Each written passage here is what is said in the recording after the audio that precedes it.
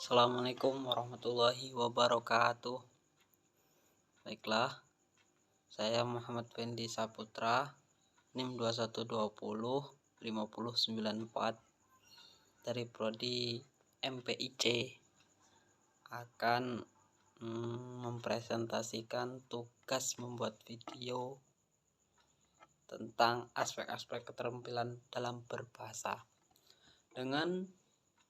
Sehubungan dengan penggunaan bahasa, terdapat 4 aspek keterampilan berbahasa yang bisa digunakan untuk berkomunikasi, yaitu mendengarkan, menyimak, berbicara, membaca, dan menulis. Yang akan kita bahas di sini yaitu tentang berbicara. Berbicara. Dalam keterampilan berbicara dikenal 3 jenis situasi berbicara, yaitu interaktif, semi-interaktif, dan non-interaktif. Situasi-situasi berbicara interaktif misalnya terjadi pada percakapan secara tatap muka dan berbicara melalui telepon.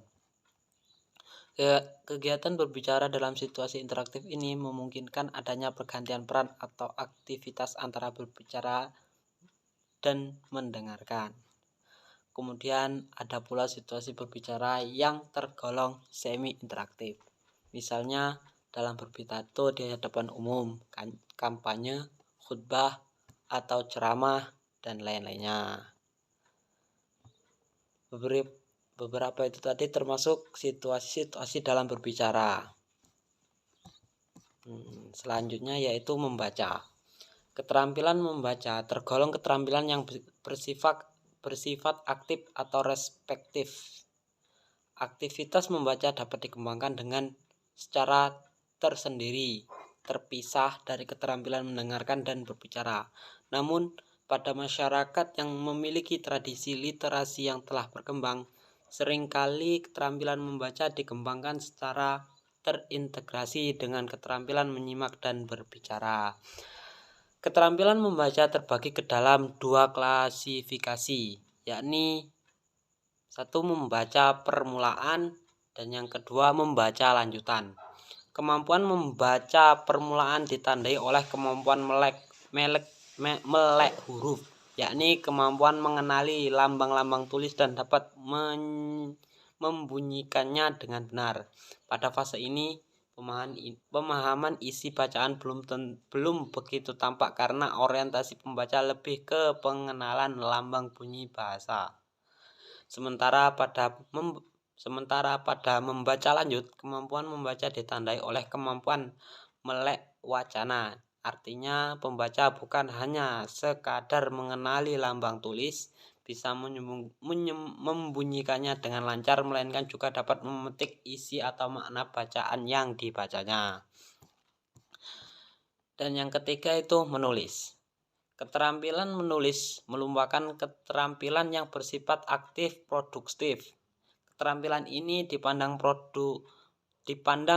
menduduki hierarki yang paling rumit dan kompleks di antara jenis-jenis keterampilan berbahasa lainnya. Mengapa?